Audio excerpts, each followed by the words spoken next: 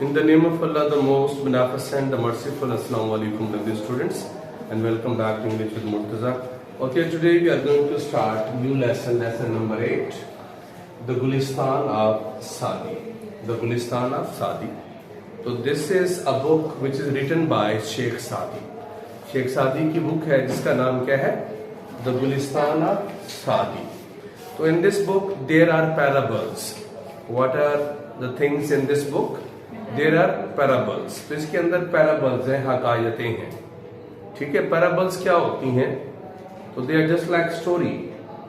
ठीक है, और इसके अंदर जो characters होते हैं वो humans होते हैं mostly, और ये real situations पर लिखी जाती हैं, real situations पर मबनी होती हैं. ठीक है, और पर्पस जो इनका होता है वो moral lesson सिखाना होता है, कोई इखलाकी सबक देना होता है. ठीक हो गया. तो जो फेबल होती है वो भी एक स्टोरी ही की किस्म होती है, लेकिन पैराबल और फेबल में जो डिफरेंस होता है वो ये होता है, फेबल जो होती है उसमें जो करेक्टर्स होते हैं they are animals and they are the animals and inanimate characters are there, inanimate objects are there. Inanimate का मतलब है बेजान. करेक्टर्स या तो एनिमल्स होंगे या कोई बेजान चीजें होंगी that have the quality of speaking and acting like human beings. Fable के अंदर जो करेक्टर्स होते हैं वो एनिमल्स होते हैं, बेजान चीजें होती हैं, लेकिन उनके अंदर क्या खसूसियत होती है? उनको हम ये खसूसियत दे देते हैं कि वो इंसानों की तरह बोलते भी हैं और इंसानों की तरह एक्ट भी करते हैं. आपने बहुत से कार्टून देखे होंगे जिसमें एनिमल्स होते हैं but they are acting and speaking like human beings, लेकिन इंसानों की तरह वो एक्ट भी कर रहे होते हैं और बोल भी रहे होते हैं. तो फेबल के अंदर ये होता है. फेबल और पैराबल का डिफरेंस ये होता है कि करेक्टर्स इसमें कौन से होते हैं? ह्यूमन करेक्टर्स होते हैं, रियल सिचुएशंस होते हैं यूजुअली. इसके अंदर फेबल्स के अंदर करेक्टर्स एनिमल्स होते हैं या एनिमेट ऑब्जेक्ट्स होते हैं, but they have the quality of human beings like speaking and acting. Is it clear? Yes, sir. अच्छा, दोनों का पर्पस सेम होता है. पर्पस क्या होता है? Just to give moral lesson to the people, इखलाकी सबक देना होता है. तो हमारी बुक के अंदर जो गुलिस्तान ऑफ सादी है उसमें से 3 पैराबल्स दी गई हैं. How many parables are there? 3 parables. Okay, parable number 1. सबसे पहले इस पैराबल के अंदर जो कैरेक्टर है वो एक बादशाह है, किंग है. अब परियन स्लेव है, परियन मीन ईरानी या फारसी गुलाम है. द सर्जेंट, सर्जेंट मीन सिपाही समझ ले या कोई दाना आदमी समझ ले. ठीक हो गया. अब इस पैराबल में है क्या कि एक बादशाह होता है, उसके साथ एक गुलाम इकट्ठे सफर कर रहे होते हैं, बहरी सफर कर रहे होते हैं. ठीक है. किंग एंड अ परियन slave were selling in the same boat. Once a king and अ परियन slave were selling in the same boat. एक मर्तबा गुलाम और बादशाह इकट्ठे बहरी सफर कर रहे होते हैं. अब ये जो गुलाम होता है, he had never been at a सी, उसने कभी समंदर का सफर नहीं किया होता, न ही उसे पता है कि समंदर के अंदर, पता होता है कि समंदर के अंदर क्या क्या इश्यूज हो सकते हैं. तो जब थोड़ी देर के बाद the boat was hit by a storm, कश्ती तूफान की जद में आ जाती है और ये हिचकोले खाने लगती है. क्या करने लगती है? तो बाकी जो पैसेंजर्स होते हैं वो सुकून से बैठे रहते हैं, but the slave creates a lot of inconvenience for the other passengers. लेकिन जो गुलाम होता है वो दूसरे मुसाफिरों के लिए बेचैनी पैदा करने लगता है. कैसे? वो चीखने चिल्लाने लगता है कि मैं डूब जाऊंगा, मैं मर जाऊंगा. तो ही स्टार्ट्स क्राइंग.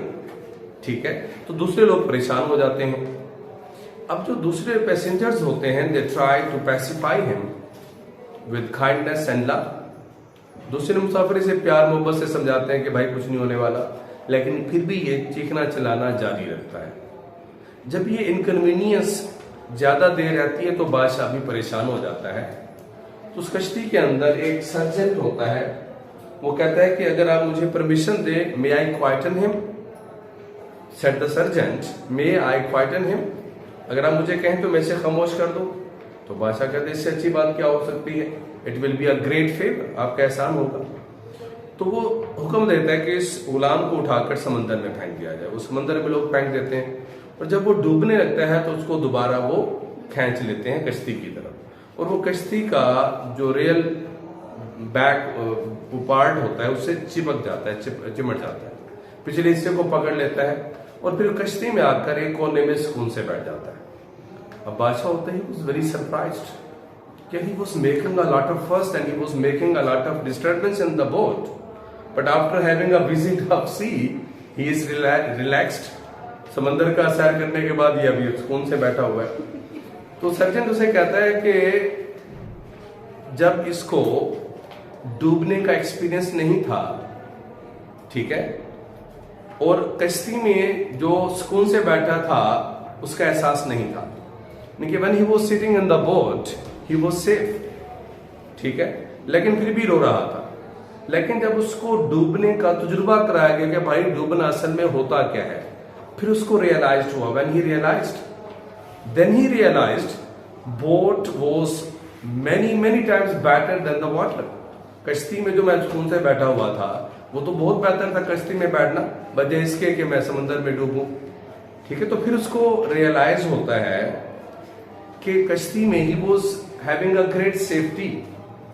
तो वो जो मकसद था इसका, जो मॉरल लेसन था वो ये था, a man learns well through experience, when he goes through an experience then he learns a lot. कि इंसान तजुर्बे से सीखता है। We learn something well by going through an experience, ठीक है। जब डूबने का तजुर्बा हुआ तो फिर उसको रियलाइज हुआ कि डूबना जो होता है ये तो बड़ी अजीब सी, बड़ी खतरनाक सी चीज होती है डूबना, ठीक हो गया। तो फिर वो उसको रियलाइज हुआ कि कश्ती जो है दैट इज वेरी इंपॉर्टेंट, चाहे इसकोले खा रही है लेकिन कश्ती के अंदर तो बैठा हुआ हूं ना। तो we learn something well by going through an experience. तो तजुर्बे से हम चीजों को सीखते हैं। पैराबल नंबर 2, पैराबल 2 के अंदर जो करेक्टर्स हैं वो नौशेरवान है, he was a king of Persia, ठीक है, पर्शियन, ये फारस का या ईरान का बादशाह था। इसके अंदर दूसरा करेक्टर जो है वो एक लड़के का है, अ बॉय। अब होता यूं है कि जो नौशेरवान था, he was famous for his justice, वो अपने इंसाफ की वजह से मशहूर था। Once a deer was being roasted for Nausherwan. Nausherwan के लिए एक दफा एक हरन को भूना जा रहा था, तो salt could not be found, तो नमक नहीं था उनके पास, ठीक हो गया। तो a boy was sent to nearby village to bring the salt। तो एक गुलाम को भेजा गया एक लड़के को जाओ भाई गांव से नमक लेकर आओ। जब वो नमक लेकर आया तो बादशाह ने पूछा, have you paid for it, have you paid for the salt, क्या तुमने नमक के पैसे दिए थे? तो वो कहते नहीं। तो बादशाह ने कहा, पे for the salt लेस्ट it should become a custom and the village B ruined. जाओ नमक के पैसे अदा कर दो, ऐसा ना हो कि ये एक रिवाज बन जाए, मुफ्ती से लेने का रिवाज बन जाए और गांव तबाह हो जाए। जब ये पूछा गया कि ट्रैवलिंग डिमांड से, मामूली सी डिमांड से, मामूली से नमक लेने से क्या फर्क पड़ता है, तो बादशाह कहता है, the foundation of operation was small in the world. जब जुल्म शुरू हुआ ना उसकी बुनियाद भी छोटी सी थी, फिर ये जुल्म बढ़ता गया, लेकिन गुनाह उसको ज्यादा मिलेगा जिसने इस जुल्म की बुनियाद रखी थी। फिर वो बादशाह कहता है कि अगर कोई बादशाह अपने रियाया के बाग में से एक सेब जबरदस्ती खाए तो उसके जो गुलाम होंगे बादशाह वो तो पूरा दरख्त उखाड़ के आएंगे।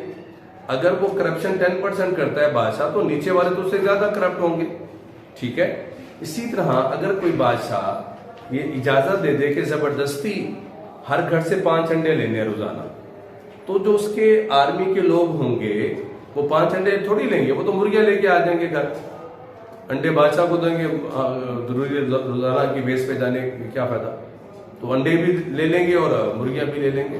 कहने का पर्पस ये है कि जब आप थोड़ी सी गलत काम की इजाजत देते हो तो ये गलत काम बढ़ता बढ़ता बहुत ज्यादा हो जाता है, लेकिन गुनाहगार वही होता है जो इसने इसका आगाज किया होता है। A tyrant does not remain in the world, but a curse abides on him forever। एक जालिम दुनिया में नहीं रहता, लेकिन लानत उस पर हमेशा बरसती रहती है।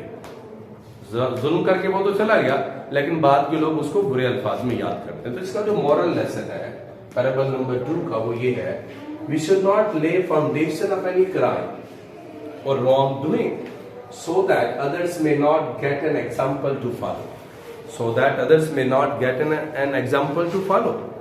कि हमें गलत काम की, जुर्म की बुनियाद रखनी नहीं चाहिए, क्योंकि फिर other people will follow us, will follow the example which was set by us. तो फिर दूसरे लोग उस एग्जाम्पल को फॉलो करेंगे जो हमने सेट की होगी। ठीक हो गया। अच्छा, उसके बाद थर्ड पैराबल जो है वो, उसमें जो करेक्टर है, there is a king, a son of a farmer, the Qazi, the executioner. The executioner कहते हैं जिल्लाद को। क्या कहते हैं भाई? जिल्लाद को। अब स्टोरी क्या है? स्टोरी ये है कि a king fell seriously ill, एक बादशाह बहुत ज्यादा बीमार हो गया, and all hopes of his recovery vanished, उसकी सेहतयाबी की तमाम उम्मीदें खत्म होगी। The more the disease was cured the more it became painful, जितना ज्यादा उसकी बीमारी का इलाज किया जाता उतनी ज्यादा बीमारी दर्दनाक होती जाती। ठीक है। फिर डॉक्टर्स ने उसे कहा कि अगर आप ठीक होना चाहते हो then there should be a bite of a person,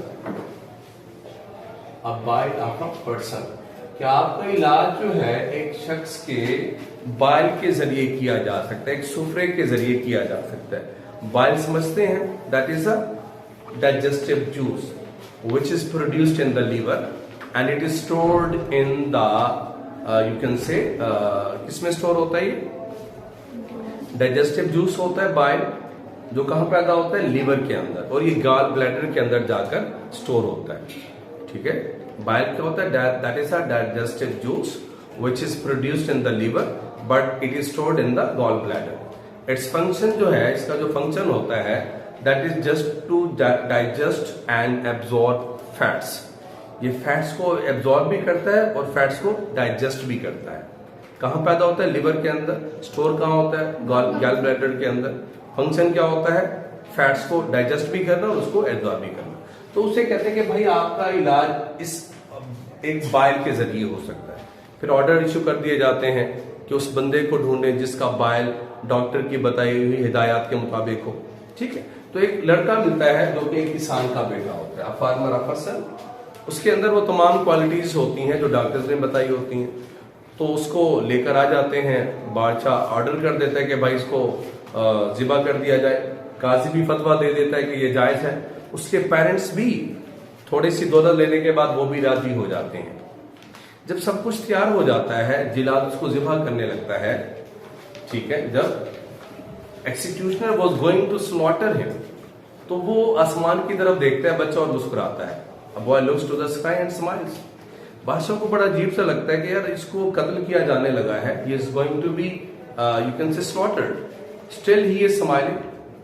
तो लड़का कहता है कि भाई एक जो बच्चा होता है, he looks, a son looks to the affection of his parents. वालिदैन से मोहब्बत की उम्मीद रखता है। अगर वालिदैन नाकाम हो जाते हैं, इंसाफ नहीं दे सकते, तो फिर वो काजी से रुजू करते हैं। ठीक है। मेरे केस में जो काजी है उसने भी फतवा जारी कर दिया कि बादशाह की जान ज्यादा कीमती है, एक आम आदमी की नहीं है।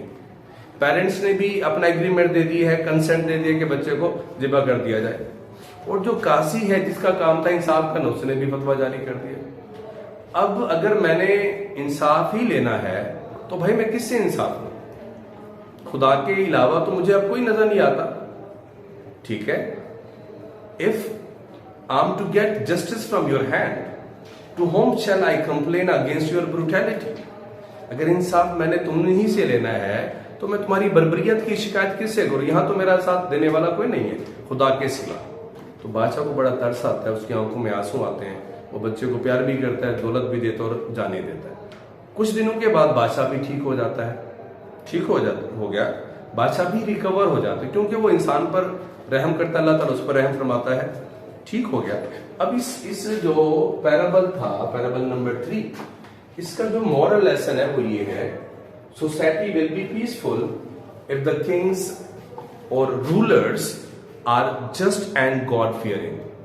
मुआशरे में अमन होगा, सुकून होगा अगर जो उसके रूलर्स हैं इंसाफ पसंद हैं और खुदा खौफी रखते हैं। ठीक है। दूसरा जो है मॉरल लेसन वो ये है, when the whole world has turned against you, जब पूरी दुनिया आपके खिलाफ हो जाए, then you should seek help from Allah, तो फिर अल्लाह ताला से मदद लें। Allah will never ever disappoint you. तो this is all about 3 parables. Now we are going to start the translation. इसकी ट्रांसलेशन स्टार्ट करते हैं। बस एक ही पैराग्राफ बेटा पढ़ते हैं इसका, पहले वाला। Sheikh Saadi was a great story teller. Sheikh Saadi एक अजीम दास्तान गो थे। क्या थे? दास्तान गो थे। Story teller mean narrator. Narrator mean a person who tells the story. Sheikh Saadi was a great story teller. Sheikh Saadi एक अजीम दास्तान गो थे। He speaks to all Nations. वो तमाम कौमों से मुखातिब होते हैं। उनका मुखातिब अक़वाम आलम है या वो तमाम कौमों से मुखातिब होते हैं। And is perpetually modern. और उनका कलाम हमेशा तरोताज़ा होता है। Perpetually mean permanently, constantly, forever. ये मॉडर्न नहीं पढ़ते, इसको क्या पढ़ते हैं? मॉडर्न। मॉडर्न मॉडर्न ब्रिटिश में मॉडर्न आर नहीं पढ़ते, American modern. Modern, she is very modern. Modern नहीं होता, जैसे पेपर पैटर्न होता है, पैटर्न नहीं होता। इसी तरह ये मॉडर्न है, she is very modern, she is very modern. Okay हो गया। और उनका कलाम हमेशा तरोताज़ा होता है। सर इमर्सन कहता है, इमर्सन कहता है कि वो तमाम कौमों से मुखातिब होते हैं और उनका कलाम हमेशा तरोताज़ा होता है। ठीक है। He thought of the Gulistan as one of the Bibles of the world. He thought of Gulistan, वो गुलिस्तान को समझता है as one of the Bibles of the world, दुनिया की मुकद्दस किताबों में से एक। बाइबल्स कहते हैं सैक्रेड बुक्स को, मुकद्दस किताबों को। वो गुलिस्तान को दुनिया की इल्हामी या मुकद्दस किताबों में से एक समझता है। वन ऑफ के बाद कौन सा नाउन लगाते हैं भाई? Singular, plural? One of the, very well done. One of the students, one of the teachers, one of the Bibles. ये वन ऑफ द बाइबल नहीं होगा, वन ऑफ द बाइबल्स होगा। ठीक है। वो इसे दुनिया की इल्हामी किताबों में से एक समझते हैं। फॉर, क्योंकि, ही फाउंड इन इट, क्योंकि उसे इसमें मिली है the universality, आलमगीरियत, आफाकियत, generality. The synonym of universality is generality. क्या है भाई? Of moral law, moral, इखलाकी, ethical. Law mean कानून। वो गुलिस्तान को दुनिया की इल्हामी किताबों में से एक समझते हैं क्योंकि उसे इसमें इखलाकी कानून की आलमगीरियत मिली है। इखलाकी कानून की आलमगीरियत मिली है। The Gulistan translated in Latin and English, Gulistan का लतीनी और अंग्रेजी में तर्जमा बिकेम लव फॉर पीपल, लोगों में बहुत ज्यादा मकबूल हुआ। गुलिस्तान का लतीनी और अंग्रेजी में तर्जमा लोगों में बहुत ज्यादा मकबूल हुआ। It is interesting to note, ये बात काबिले दिलचस्पी है, यानी ये बात दिलचस्पी के काबिल है, दैट इंग्लिश स्कॉलर्स, के अंग्रेजी उल्मा ने यूज्ड, इस्तेमाल किया है, सादीज ट्रांसलेटेड पैराबल, सादी की तर्जमा की हुई हकायतों को इन देयर डिवाइन बुक्स, अपनी इल्हामी किताबों में। ये बात दिलचस्पी से खाली नहीं है कि अंग्रेजी उल्मा ने सादी की तर्जमा की हुई हकायतों को अपनी इल्हामी किताबों में इस्तेमाल किया है। टिल इट वॉज डिस्कवर्ड, यहाँ तक कि ये मालूम हुआ, to be an English translation, कि ये अंग्रेजी तर्जमा है ऑफ अ लैटिन वरियन, लतीनी नुस्खे का।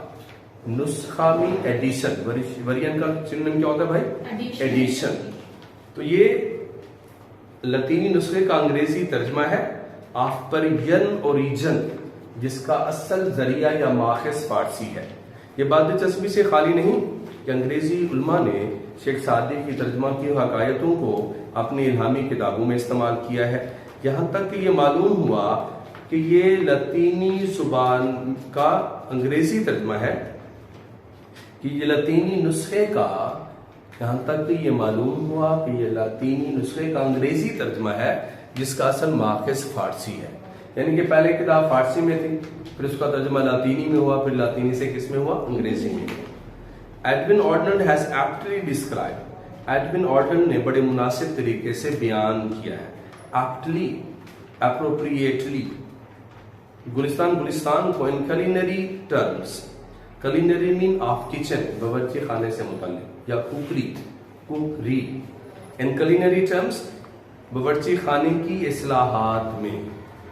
एडविन ऑर्डन ने गुलिस्तान को बावर्ची खाने की इस्लाहात में बड़े मुनासिब तरीके से बयान किया है। वो क्या कहता है?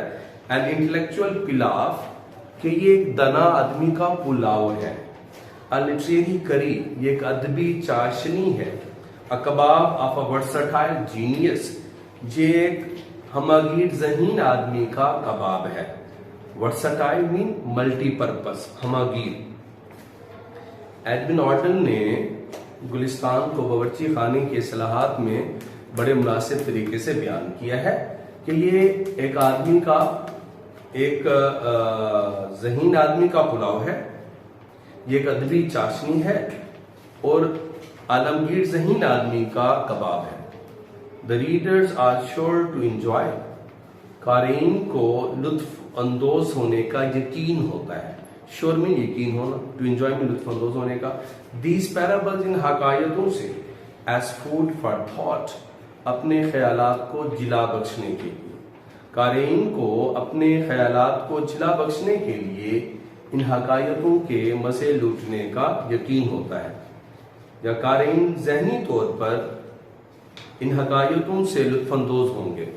कारीन ज़हनी तौर पर इन हकायतों से लुत्फानंदोज होंगे। बेटा आसान सा पैराग्राफ है कि शेख सादी एक अजीम दास्तान गो थे, वो तमाम कौमों से मुखातिब होते हैं और उनका कलाम हमेशा तरोताज़ा होता है। इमर्सन कहता है वो गुलिस्तान को दुनिया की इल्हामी किताबों में से एक समझते हैं क्योंकि उन्हें इसमें अखलाकी कानून की आलमगीरियत मिली है। गुलिस्तान का लातीनी और अंग्रेजी में तर्जमा लोगों ने बहुत ज़्यादा पसंद किया। ये बात दिलचस्पी से खाली नहीं है कि अंग्रेजी उलमा ने शेख सादी की तर्जमा की हुई हकायतों को अपनी इल्हामी किताबों में इस्तेमाल किया है। यहाँ तक कि यह मालूम हुआ कि ये लातीनी नुस्खे का अंग्रेजी तर्जमा है जिसका असल माखज़ फारसी है। एडविन ऑर्डन ने गुलिस्तान को बावर्ची खाने के इस्लाहात में बड़े मुनासिब तरीके से बयान किया है कि एक ज़हीन आदमी का पुलाव है, ये एक अदबी चाशनी है और एक हमगीर ज़हीन फतीन आदमी का कबाब है। अपनी ख्यालात को जिला बख्शने के लिए कारीन को इन हकायतों के मजे लूटने का यकीन होता है। तो this is the end of today's lesson. कल हम फर्स्ट पैराबल से स्टार्ट करेंगे। ओके जी, अल्लाह हाफिज़, टेक केयर।